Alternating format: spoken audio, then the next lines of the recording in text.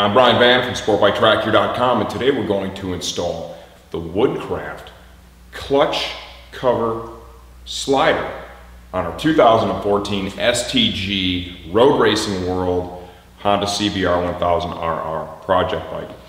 This is a pretty vulnerable spot. You can see how that case cover, right, it really protrudes out from the bodywork. So in a fall, you want to do everything you can to protect this area. Woodcraft has come up with a great bolt-on part. This is a really simple install. It is a cover protector, okay? End of the day, we're going to be removing 3 stock fasteners. We're going to be assembling this by putting the skid pad on the outside of it and then installing it on the motorcycle, and it's going to help protect this very vulnerable spot. All their stuff is expertly designed, packaged. The machine quality of the stuff just is gorgeous, right? They make good stuff. What's really interesting about Woodcraft is the owner of the company and the guy who designs all the parts has been racing and riding motorcycles forever. So everything that Eric dreams up, right, the stuff makes sense and it works. And a lot of the testing they do will be real world testing.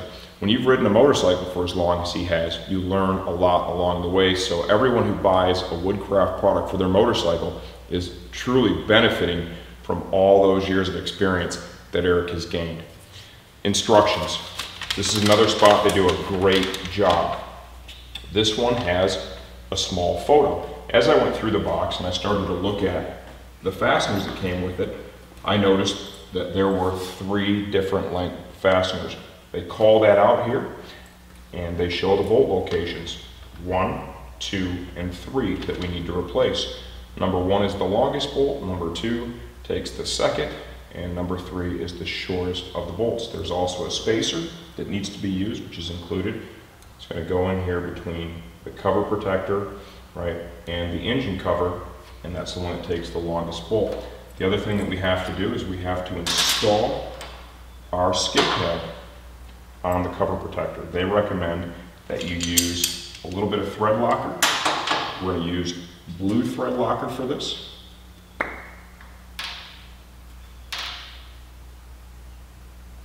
Simple hand tools. This is a really easy job. I think at the end of the day, pretty much any do-it-yourselfer is going to be able to handle this one. Something I'd like to point out when we're back here is notice here on the back we have this high density rubber because this thing fits really tight against that OE cover, and he thought that part through and to protect this in the event of a fall, right? You have the rubber back here, so all the bases have been covered. So I continue on with our thread locker here, and we're going to get that skid pad on there, and then we will remove our OE fasteners so we can install this cover protector. You also have the option of ordering different color skid pads, which is kind of cool. For our application today, we just went with a basic black. Those all started. I hit these twice just to make sure we've got good even torque. Not so much you can do here, it's just a 3mm T-handle we're using. Now we're going to pull out the OE fasteners. Something I tell everyone, right? It's like when you're installing frame sliders, anything else where you're removing OE fasteners, do not discard these, okay? You're going to want to keep these because you never know what the future may hold. You may need them at some point. So let's go ahead and remove these 3 fasteners. When you're doing a job like this, where you're only removing a couple of the bolts from the OE engine cover, at the end of the day, there should be no need to service the gasket, okay?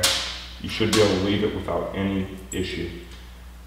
I say should, because strange things do happen from time to time. Put the longest bolt here in the number 1 hole, second longest right here. So, when we're done with this, or when you're done with your project, with your cover protector, take a minute, start the bike, and you're going to want to check for leaks, okay? Odds are, there's going to be no problem whatsoever. But it's better to be safe than sorry. The last thing that you want to have happen is a fluid leak on your bike. It is possible, it's just not very likely. We've got our 4mm T-handle here. See, this is a simple job, but this is an important addition to this motorcycle. I'm going to get them all just down where they're just finger tight, and then we'll go ahead and apply an even amount of torque to each one. I'm going to go ahead and just hit it twice, just to make sure we're good to go, and that feels nice. There you go. There is the Woodcraft clutch cover protector.